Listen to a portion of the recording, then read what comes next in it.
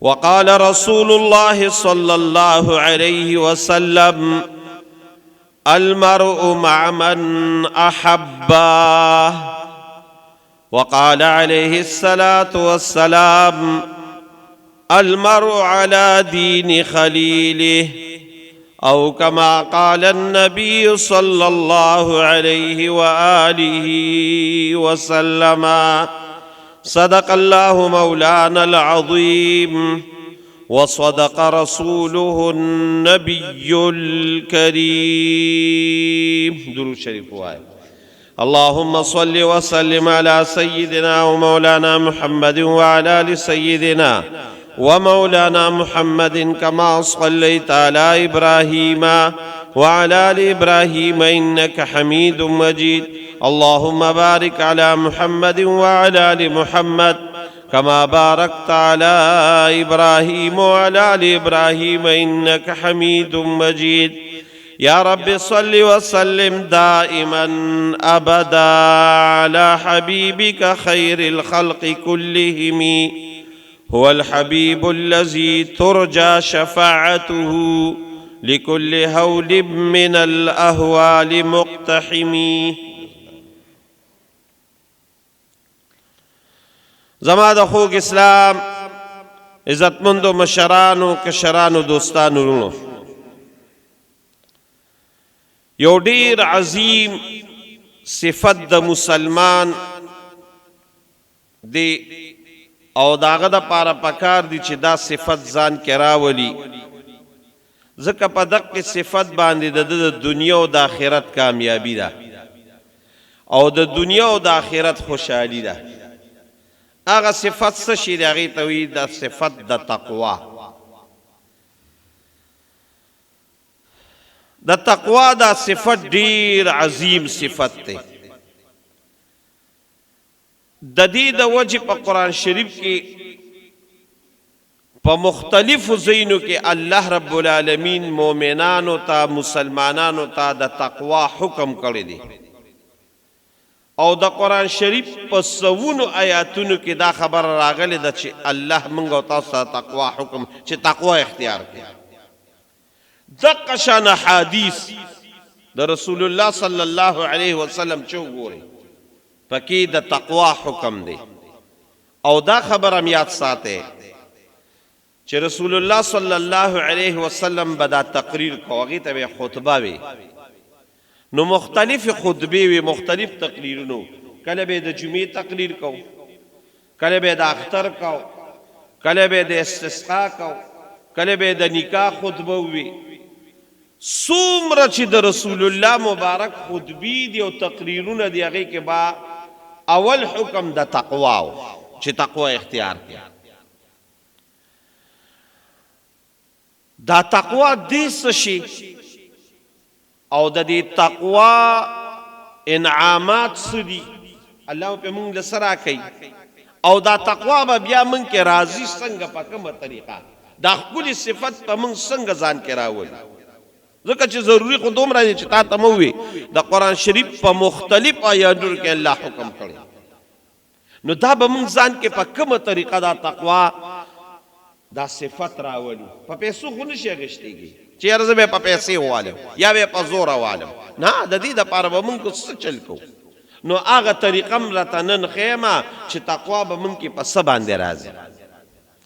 تقوا وایي څه ته؟ د تقوا چې کومه لغوي معنا ده، دا تقوا من الوقایا نه دی. وقایه منګه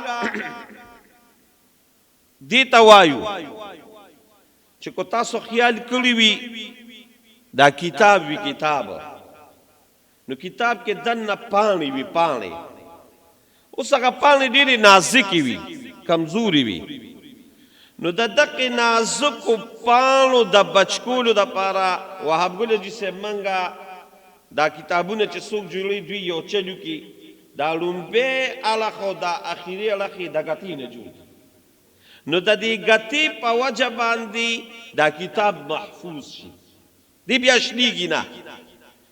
او وهاب ګل حاجي صاحب تاسو خیر مشران یې، خو منګه چې کله ماشومان به وو او داسې به د دویم دریم کې پاس شو، نو کتابونه چې براله والد صاحب واغشتل یا تاسو نو موږ به زر یو لوري ګتې وتاجو داسې حاجي صاحب دا ګته څه چل کوي دا ګته دا کتاب محفوظ کوي اوس چې دا کتاب کمی ګتی محفوظ کړي ته وی وقایا ځکه د دې په وجه بد شو دا کتاب دا تقوا دا وقایي نه دا تقوا ده تقوا وی بچوالی تا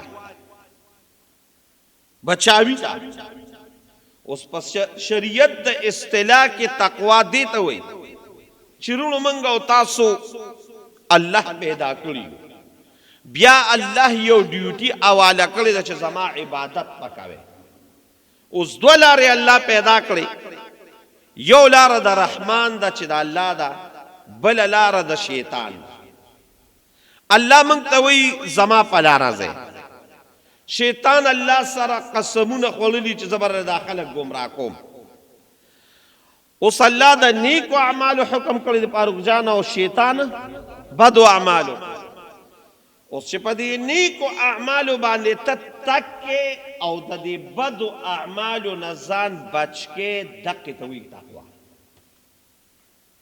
مونږ ته پارسه کې وته پرهیزګاری وي او جی صاحب دا تقوا به مونږ کې څنګه راځي نو دا د الله د یری نه راځي چې الله دا یره زمونږ په دې زړه کې وي نو خلک بیا د ګناه نه ځان بچ کوي نو د تقوا معنا دا ده چې د الله نه یره او د ګناهونو نه ځان بچ کول دې ته وایي تقوا او ما یې مخکې دا بیان کړی دی بیا به هم کوو ځکه یو ډیر خشته مثال بیان شوی دی د دې د وجې دې مثال سره دا کوم مقصود دی دا په دې زړه کې ډیر په اسانه کېږي حضرت عمر رضی الله تعالی عنہ لوی صحابي دی او بیا د علم او د قرآن په لحاظ باندې یو بل صحابي دی چې دا غنوم دی ابی ابن کعب حضرت عمر ابی ابن کعب لراغلی دی قرآن شریف کې د تقوا ډیر حکم دی او په تقوا ډیر لوی انعامات دي سره تویما دومره انعامات دي چې زه تا دا نن بیان واورېدم ته وایې چې یاره دا تقوا به زه په کومه طریقه حاصلو دا به زه څنګه ځان کې راولم دومره انعامات دي پې نو یاره دا تقوا دې څه شي نو حضرت ابی ابن کعب ورته په یو آسان مثال دی په یو موضوع راته د آسان مثال ویما هغه ورته وی چېرته ازغو په لاره تلي وی اوتلي وی څه چل دي که چې قیل اخته مزغي دي غسل اخته مزغي دي او داسې را باندې را چاپېره برنم ازغي دي ته په دې ازغو کې یو لاره ده ته پې څنګه تلي نو ابی ابن کعب ورته وی داسې چل مې کړی دی چې دا حضرت عمر ته وی نو حضرت عمر ورته داسې چل مې وکړه چې دا جامې راغونډې کم ځان پورې داسې کلکې کم او ډېر په احتیاط روانې ما چېرته دا غنې مې دا جامې او دا بدن زخمي نه کي ونشلی دا جامې نو زه ځان مې راغونډ کړي او ډېر په احتیاط باندې په دې لاره ځم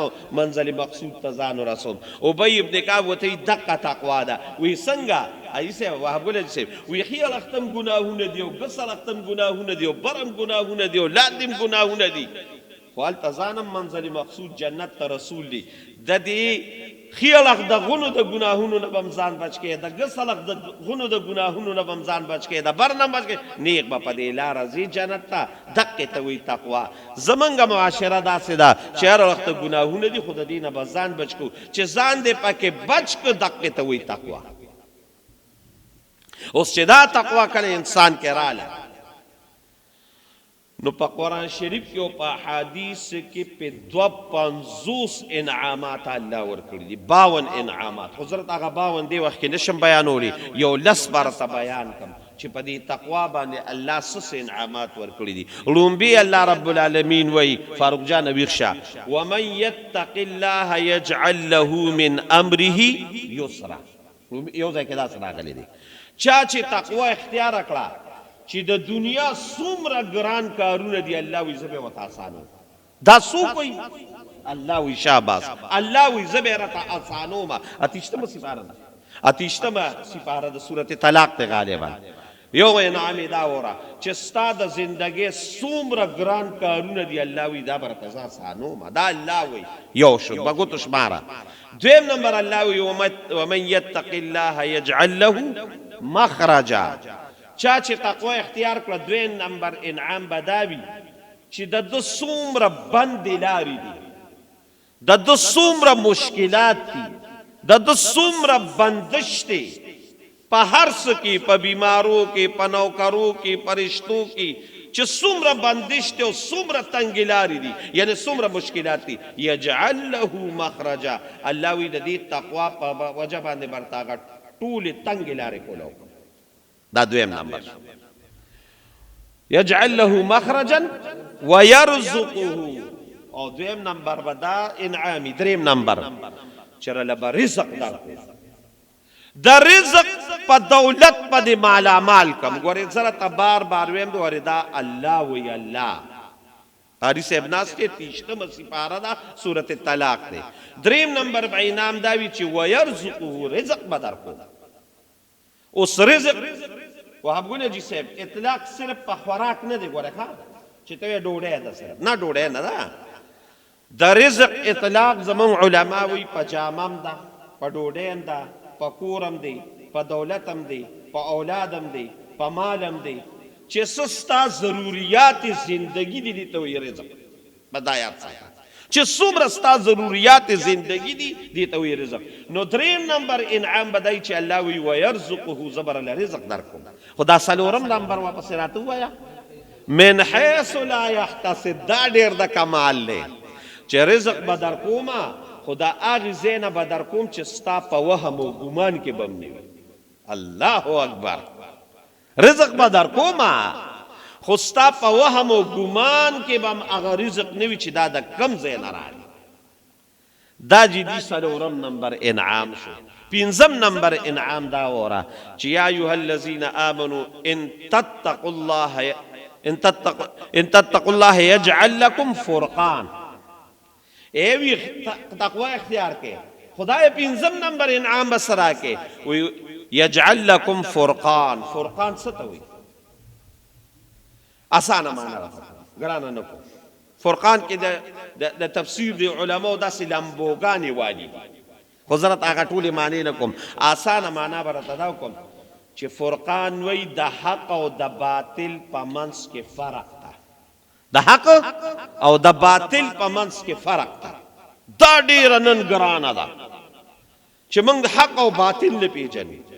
فرقان دی ته وی چې الله وی زه به تاله دا تمیز درکم چې ته به دا حق دی او دا باطل دی. او وهاب ګلجي صاحب کو دا صفت زموږ تعالی راکه چې حق هم حق به پیژنو او باطل هم باطل پیژنو. دنیا کې به هم کامیابي او آخرت کې به هم کامیابي.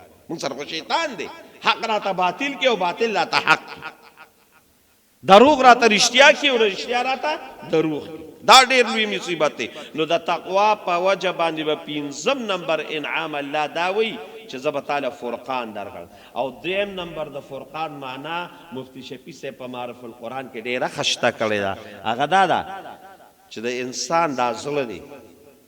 نو پښتانه وی یو زمونږ د ظاهر سترګې دی او بله د زړه سترګې دي. هغه د زړه هغه سترګې زمونږ ړندې دي، په هغې موږ څه نه وینو. دا زړه به پاکې نو په هغې باندې به بیا ډېر ارسي ویني. نو هغه خو بیا هغه انوارات او هغه صفت پر الله درکړي چې دا ظاهر سترګې به ویني وي، خو دا باطن به ویني. دا د زړه دا او دا دقې ته وایي فرقان. او دا داسې په سوونو مثالونه دي چې الله دې بزرګانو له ورکړي. حضرت عمر رضی الله تعالی عنه په منبر ناست دی، په منبر او واقعاتو کې راځي په سوونو نه په زرګونو کیلومیټر یو پوج لېږلی د هغې مشر ساریه جوړ کړی دی. ساریه په زرګونو کیلومیټره او د مدینې منورې نه د شام په هغې غرونو کې ورته وایي ساریه رستو وګوره د رستو نه را باندې حمله کیږي. چې ساریه وګوري وي دا خو د عمر اواز دی، خدایا خو مدینه منوره کې دی او دلته اواز راغی. خیر شاته یې وکتل، چې شاته یې وکتل پوج ته وي توشه، هغه پوج یې دغه کړ. چې واپس راغی نو حضرت عمر ته وایي دا څنګه چلو؟ وایي ما د مسجد نبوي نه د دې زړه په دې سترګو د شام ځمکه لیدله. باقاعده په روایت کې دقې ته وایي فرقان. الله وایي چې تقوا دې اختیار کړم دا برله درکړم. او دا دې بزرګانو ته اوس هم حاصله ده. زه هم اوس وخت کم دی، هغه زما مقصدي خبرې ته به ونه رسو، ګینې د دنیا مثالونه برله درکړم. دا سجانه په دې به یو ځل انشاءالله بیان کوو چې دا زړه دا سترګې د چا کولو. نو شپږم نمبر دا دی چې الله به له فرقان درکړي. اووم نمبر دا دی یجعل لکم فرقانا ویکفر سیئاتکم. د دې تقوا په اووم نمبر انعام به دا وي چې څومره دي ګناهونه دي الله وي ټول به راته وبخښي ویغفر لکم. او اتم نمبر دا دی چې مغفرت به دې وکړي او به دې بخښي د تقوا په برکت. شپږم نمبر دا وایي چې الا ان نه ان اولیاؤه نهم سپاره کې ان اولیاؤه الا المتقون. الله وی زما دوست جوړیږي ان څوک دي زما دوستان هیڅوک هم نه دي مګر هغه چې چا کې تقوا وي. نو د تقوا په برکت باندې نهم نمبر صفت دا وي چې الله به خپل یار جوړ کړي خپل دوست به جوړ کړي. دا الله په قرآن کې ویل ټول مې ته د قرآن شریف آیاتونه دي. او لسم نمبر با الله رب العالمین دا چلو کی چې ولو ان اهل القرى آمنوا واتقوا اے وی کو دے خلق ایمان او تقوی اختیار کړه لفتحنا عليهم برکات من السماء والارض. الله وی په دغه سړي بس د زمکه او د اسمان دواړه دروازې کولو. دا به د تقوا په وجه راځي. او یو لسم نمبر دا ورته ته مو 250 ملي ګلی دي خو وخت کم دي زغه خپل مقصدی خبره لرازم. دا یو لسم می ډیر زیات وخت دی. مثل الجنة التي وعد المتقون. وی د مثال د جنت دا کوم چې ما وعده کړی د تقوا والا سره. نو دی تقوا والا چې چا ځان کې تقوا را او زه بس چلو کوم سلور نهر به ولې د جنت وا فيها انهار من ماء غير آسن وانهار من لبن لم يتغير طعمه وانهار من خمر لذة للشاربين وانهار من عسل مصفى. دا به تاته د تقوا په وجه ملاویږي. او دولسم نمبر ووره واعلموا توی یوازې ما دشمن دی پلان کې دی ډینګرې دی واعلموا ان الله مع المتقین. یو ځای کې دی پیشا چې الله وی زما مدد زما مرګتیا زما نصرت مع المتقین چې چا کې تقوی زما مدد بم وسري او زما نصرت بم وسري. دا 250 دقه شان زین دی. دا څومره زبردست انعامات دي.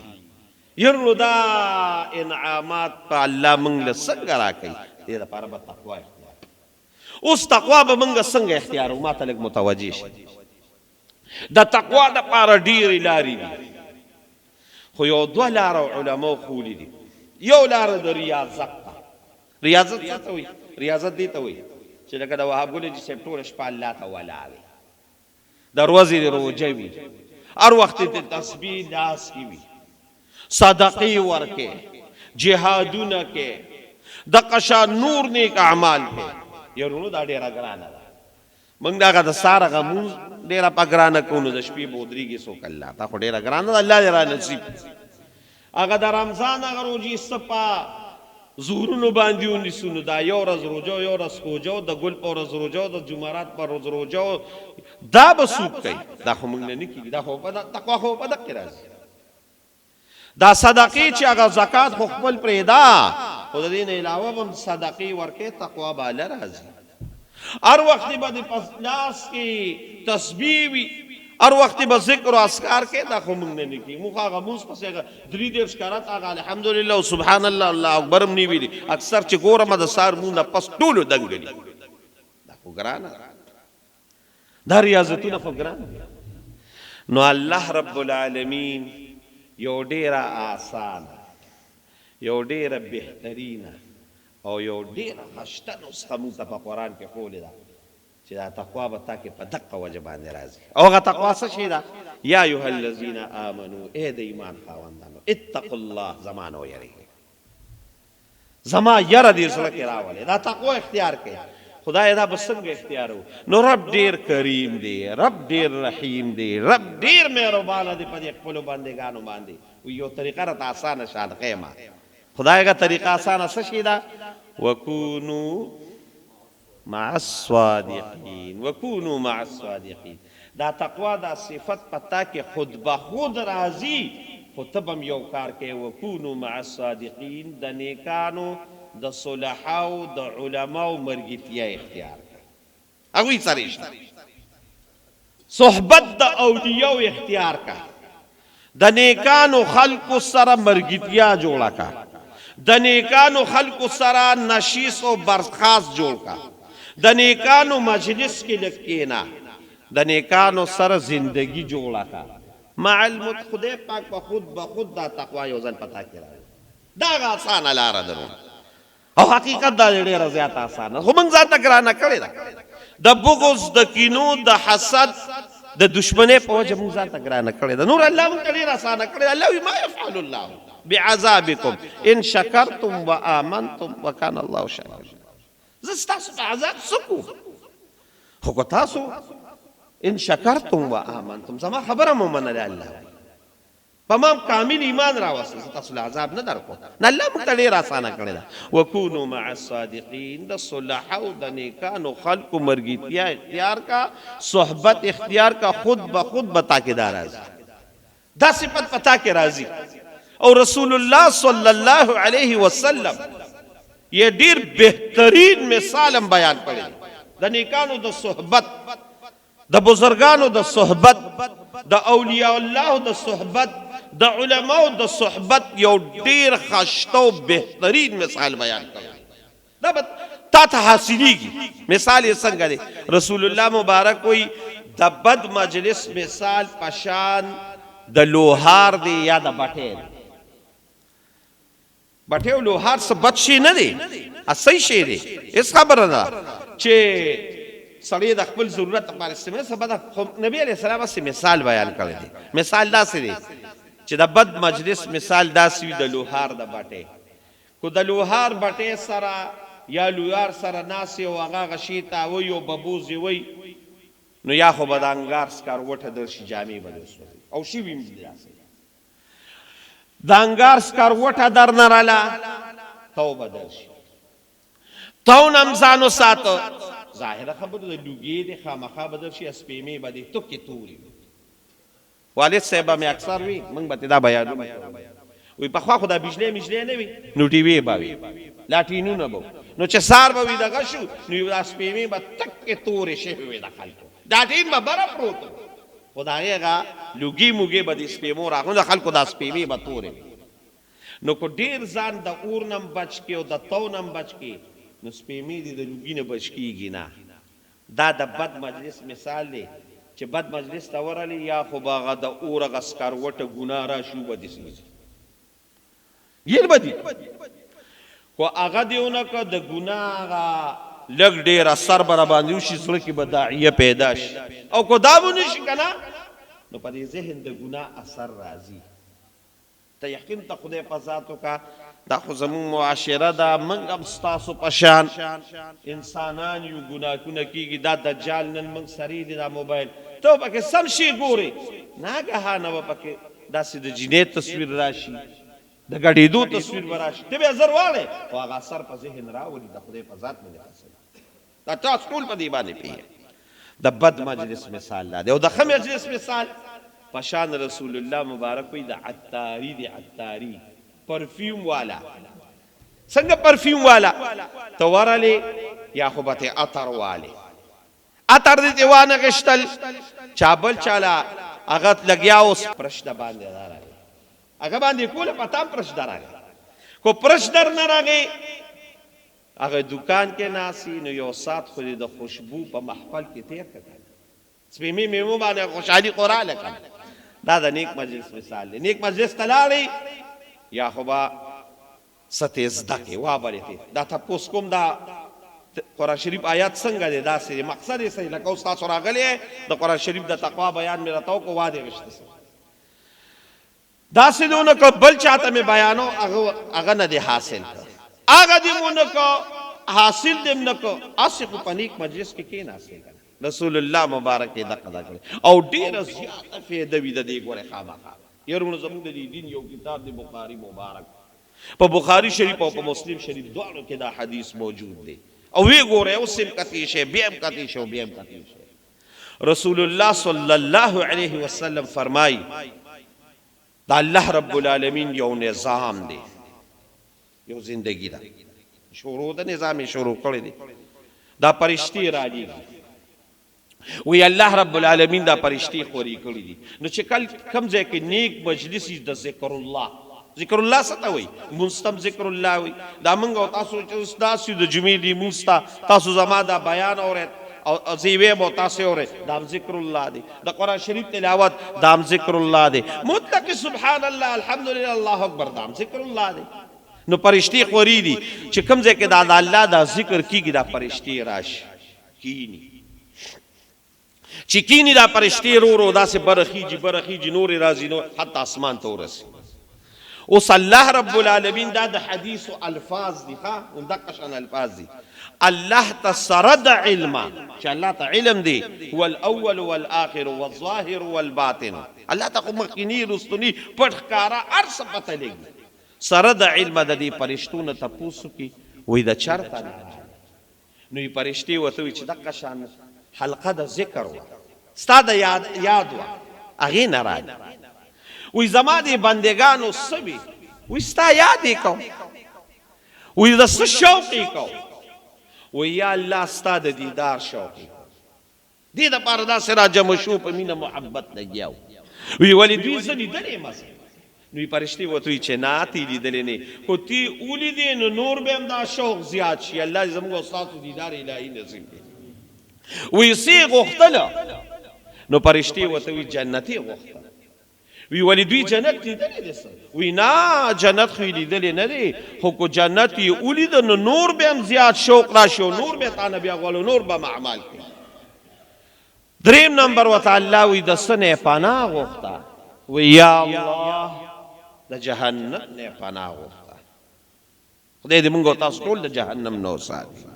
وی ولې دوی جهنم لیدلو څه چې پناه یې ترې غوښته؟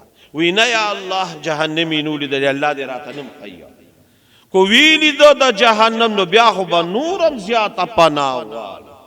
نو دا ستا د الله دوی ذکر کوو. یا الله تاسو د الله په ذات یقین کې مره له حواله درکړه. د بخاري مبارک او مسلم شریف دواړو کې دا حدیث شته. وی الله ورته چې خدا زما د یاداشت لپاره را ټول را جمع شو، زما د یاد لپاره را جمع شو. وی خدا پرشتو تاسو ګواه سئ چې دا څومره خلق دقیق زما مقصد دی، دقیق زما غ مقصد دی چې زه راته یم چې دا څومره خلق دی مجلس ته راغلیو، دا څومره خلق دی مجلس ته راغلیو، دا ټول گناهونه معاف کړل او دا گناهونه معاف کول خو پرېږده دا مې ولا په نیکو باندې بدل کړل او په نیکو باندې بدل پرېږده چې دا څومره راغلیو د دې ټولو مې بخښنه وکړه، مغفرت دا چې څومره راغلیو. نو پرشتي ورته وایي یا الله دې کې خو بعضې داسې وو چې هغه خو واقع چې ستا ذکر یې کو، ستا یاداش یې کو، تی یادولی د جنت یې غوښته، د جهنم نه پناه غوښته. خو دا ټول ناس وو. دې کې یو کس داسې راغی چې دې ذکر لا، د یاداش لا، د غوښتلو لا، د پناه اخیستلو لا نور راغلی. دې کې یو کس داسې و چې هغه یو کس سره دقلته په لاره تېرېدو، چا ورته وویل چې هلکه پلان کې وهاب ګل حاجي صاحب، او ورته چې خو هلته جومات کې ناست دی. نو وهاب ګل حاجي صاحب پسې راغلي دي، دې له نه دي راغلي چې پناه غوښته، یې شوق و د الله، یې د جهنم نه پناه غوښته، یې جنت غوښته. دې دپاره نو بلکې حاجي صاحب سره یې کار و، دته بند و، دې دپاره راغی او تا د ټول مجلس مغفرت وکړه. تاسو د الله په ذات یقینو کې بار بار زه کویم چې دا حدیث نه د حدیثو په کتابونو کې موجود دی. وی الله رب العالمین ورته وایي چې دا مجلس، دا خلق، دا دومره نیکو او دا دومره ماته محبوبین دي چې دا اسې پکې کم راغلو دوی مې د برکت وبخلي. دا د نیک مجلس، د نیک صحبت دا کمال ده. دقه راته مقصد مې دقه چې کمال الله دی چې د دې به تا الله رب العالمین ته رسوي. نن وګورئ په خپله معاشره کې که نه انسان چې ښه کېږي هم د دې نیک صحبت د وجې ښه کېږي، او انسان چې بدېږي هم د دې بد مجلس د وجې چې ګوره ته که ګورې دا چې ته کوم ګورې دا جرایم پیشه، دا چرسیان، دا بنګیان، دا پوډریان، دوی داسې نه دی چې دوی په کور کې ناست دي. دوی دقه مجلس د یارانو ته راشي چې هغه د چرسي، د بنګي، د زناکارۍ، د تاج، د نور دغه وي، دی د هغې نه اثر اوچت. انسان کې دا هغه دی چې دی اثر دی، خاص سره ملي او بد سره ملي نو چې بد مجلس ترالی نو دا چې څومره جرایم پیشا دا څومره خلک ته کې د دې وجه سره وجه دقه ده چې د دې مجلس نه بد اثر وایي او د نیک مجلس هم دغه چې وسره کېناستې الله رب العالمین په زړه باندې اثر شروع دا صحابه کرام چې دا دومره لوی مقام ته رسیدلی دي ټیک ته د رسول الله مبارک سره مینه محبت هم خو د نبی علیہ السلام هغه مجلس به دا اثر کو د هغې صحبت کې به دا اثر چې دوی و مقام ته رسېدل مرتبې ته به رسېدل د دغې مجلس ته وجې د رسول الله مبارک د صحبت ته وجې بیا الله لوی مقام ته ورسېدل د یمن د یو قبیلې و هغې د هغې نوم سمامه د هغې قبیلې دغه او د هغې یو سردار و سمامه ابن اسال ډېر لوی سردار او د رسول الله مبارک سره سخته دشمني وه ابو داود شریف کې حدیث نور هم د حدیثو کې مشکات مبارک کې وی د رسول الله مبارک سره سخته دشمني وه یو ځل په لاره ته د قشان او صحابه را روانو یو ډله هغوی ګیر کړ بس رسول الله مبارک دی راوست چې دا خو ستا هغه دشمن دی او ډېرې بدې ردې به یې وي چې کله یې سمامه راوسته نو نبي علیه السلام وی هوښیارو دا نه چې کوته کې ورته ونیول چې شا به ایمان وروړه نبي علیه السلام عقل سیده پوهه هغه په انتها باندې وی مسجد نبوي ته یې راوړه او مسجد نبوي شریف کې وی یو ستنې پورې وتاړه د دې وجه زموږ د یو علماو په یو مسله کې اختلاف دی بعضې علما یو رایه ده او بعضې بله او زموږ د امام صاحب په دې باندې هغه دلیل هم نیسي چې د مکې مکرمې او د مدینې منورې په ځمکه باندې کافر راتلی شي او که نشي راتلی نو چې کوم زمونږ د نورو ائمو حضراتو دغه دی مذهب د هغوی خو چې مکې مکرمې ته او مدینې منورې ته دغه کوم چې د حرم ځمکه ده د دې ته کافر نشي راتلی او هغوی دا قانون هم هلته جوړ کړي تاسو د الله مکې مکرمې او مدینې منورې ته بوتلئ بورډونه لګېدلي دي چې کله مدینې منورې په حدود حرم باندې داخلېږي یا د مکې مکرمې په حرم باندې په حدود حرم باندې داخلېږي غټ غټ بورډونه هلته لګېدلي دي ما یې بعضې وخت تصویر ماله ډېر خوند راکوي ډېر تصویرونه مې والا د هغې بورډ نه ایستي وایي فقط للمسلمین صرف مسلمانان به دې حرم ته داخلېږي نو انټري فار نان مسلم انګلیش کې دا لیکلي کافر دلته نشي راتلی نو هغوی دا زموږ د امام صاحب مذهب دا دی چې کافر هم دغه ته حدود حرم ته راتلی شي او په دلیل دغه ده سمامه دا نیسي چې نبی علیه السلام کافر او مسجد نبوي کې وتړه بهر کې چې ویې تړه سمامه یو ورځ تېره شوه په سبا ولې نبي علیه السلام راغی وی ما عندک یا سمامه سمامه څه دي رسره څه به کوو نو سمامه ورته وی درې خبرې دي وی ان تقتل زاد من وی کو دې ووجلم او مړ دې کړم نو ډېر لوی نوم به وکړي ډېر لوی سردار به ووجه خلک به دې نوم ولي چې پلان کې یې ووجه وان تنعم علی شاکر او کو دې پرېښودم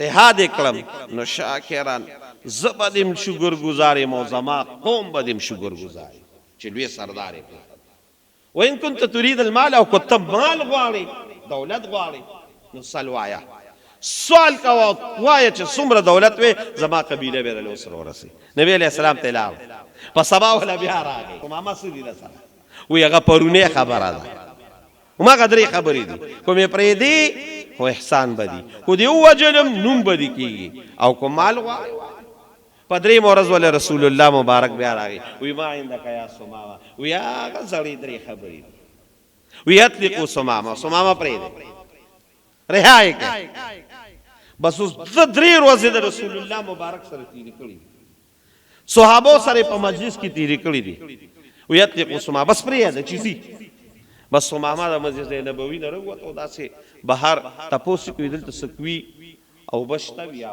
بس لاړو په هغې کوي په هغې اوبو باندې غسل وکړه او واپس راغی مسجد نبوي ته تاسو د الله په ذات یقین وکړئ دا د حدیثو الفاظ دي الفاظ رسول الله مبارک له راغی و یا رسول الله صلی الله علیه وسلم زما د دې درې ورځو نه مخکې یو ذهن و یو سوچ او هغه سوچ دا و چې په دې تمام کائنات کې د ټولو نه بد مذهب خراب مذهب زما بد شي مذهب هغه اسلام.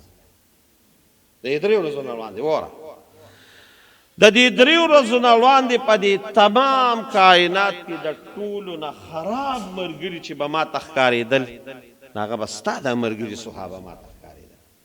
او د دې درې ورځو نه وړاندې چې بد ښار او بد ځای ما ته په تمام کائنات کې ښکارېده نو ستا په وجه راته د مدینه منوره ښکارېده. دا ما زما ډېره بدي شوه. او د دې درې ورځو نه وړاندې چې زما ته کومه مبغوض ترینه چهره وه خرابه چهره وه نو نعوذ بالله نعوذ بالله هغه ستا دا مخ مبارک و. خو سوره یا رسول الله دا درې ورځې چې مې ستا په دې صحبت کې او ستا په دې ملګرتیا کې تېرې کړې که نه نو زما د الله په ذات باندې قسمي چې په ټولو دینونو کې ستا دین اسلام په ټولو ملګرو کې ستا ملګري صحابه او په ټولو ښارونو کې ستا ښار مدینه منوره او په تمام کائنات کې د ټولو نه بهترین مخ ستا مخ مبارک راته د دې درې ورځو صحبت د وجه ښکاري او ایمان یې راوړو الله رب العالمین مسلمان کړ. دا د نیک صحبت د وجه د دغه درې ورځو د وجه ښکاري. نو صحابه چې الله رب العالمین مقام ته رسولي د څه د وجې رسولي چې نیک صحبت اختیار کړی دی د نیکانو خلقو مرګتیا یې کړې ده رب العالمین. راځئ به رسول صاحب مخکې راځئ. وعلیکم السلام.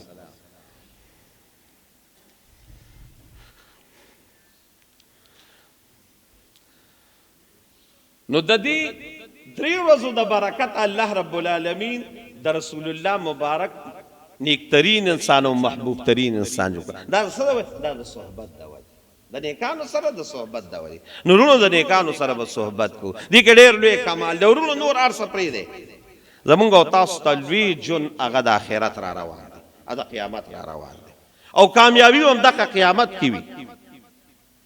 دغه قیامت کې به کامیابي په څه باندې وي نو دا به رسول الله صلی الله علیه وسلم یو حدیث وویم ستا په زړه کې به پخپله یو صحابي انس رضی الله تعالی عنه وایي موږ ناست وی رسول الله صلی الله علیه وسلم لراغه نو د نبی علیہ السلام نه تاسو کو وی متى الساعه وی قیامت پکله وی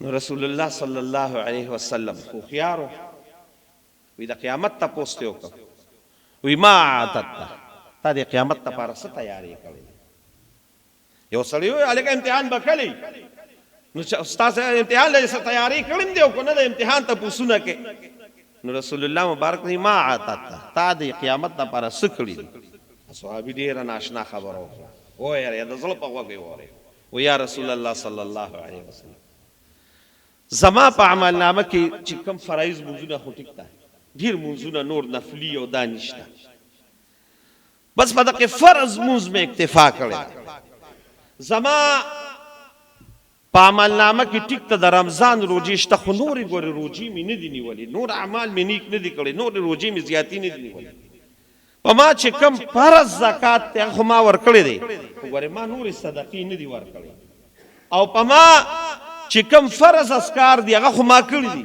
خو ما نور ګورې نه دي کړی بس په دقه مې اتفاق کړی دا زما په عمل نامه کې ډیر اعمال نشته چې هغه زه پې هغه د قیامت نه خو یو خبره ده یو خبره دا واورېده چې یا رسول الله صلی الله علیه وسلم یو خبره دا ده چې الله او د الله د رسول سره مې ډېره زیاته مینه ده د الله او د الله د رسول سره مې ډېر محبت دی د الله او د الله د رسول چې کوم نیک بندګان دي دوی سره مې ډېر محبت دی حضرت انس رضی الله تعالی عنہ وایي چې د دې صحابي د خولې نه دا خبره وته نو رسول الله صلی الله علیه وسلم یو خبره وکړه او داسې خبره وکړه چې دغه خبرې موږ له کومه خوشحالي راکړې ده که نه نو د الله په ذات مې د قسمي چې د ایمان نه پس کومې خبرې موږ خوشحاله کړي وو نو هغه د دغې ملګري ته چې کومه رسول الله مبارک کومه خبره وکړه د دې نه زیاته خوشحالي د ایمان نه پس موږ ته په بله خبره نه ده میلاو شوې نو رسول الله صلی الله علیه وسلم ورته څه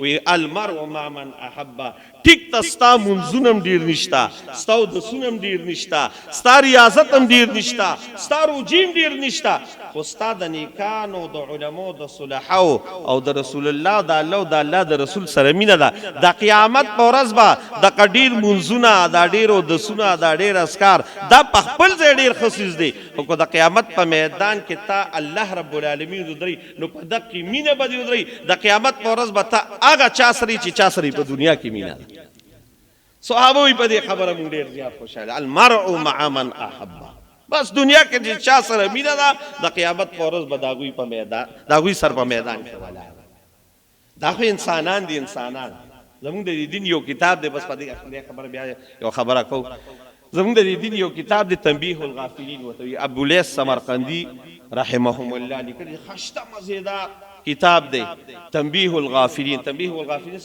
چې کوم دا غافلین دي دوی له توجه راوسته ده ایوی د نیکانو خلکو سره صحبت کوي د خو خلکو سره مرګتیا کوي و انسان خو پریدا بعض زناور بند د خو خلکو د مرګتیا د وجه الله جنت ته بوتلی نو لس قسمه زناور یاد کړی باغی کې لومبي څه شي دي د رسول الله مبارک هغه اوخه چې کوم اوخه باندې د حجۃ الوداع په مقام باندې بیان کړی او داغه اوخه رسول الله مبارک سره ډیره مینه وا په احادیثو کې داغه مختلف واقعیات راغلي دي نو یو به هغه اوخه دویم نمبر به د ابراهیم علیه السلام چې کوم ګډ حلال کړو د اسماعیل علیه السلام په بدله کې هغه به الله جنت ته بوزي او دریم نمبر د صالح علیه السلام چې کومه د معجزې اوخه وا قرآن شریف کې داغه بیان دی الله با هغه اوخه چې د صالح علیه السلام سره مرګتیا راغلی و هغه اوخه به الله جنت ته بوزي او څلورم نمبر د سليمان علیه السلام چې کوم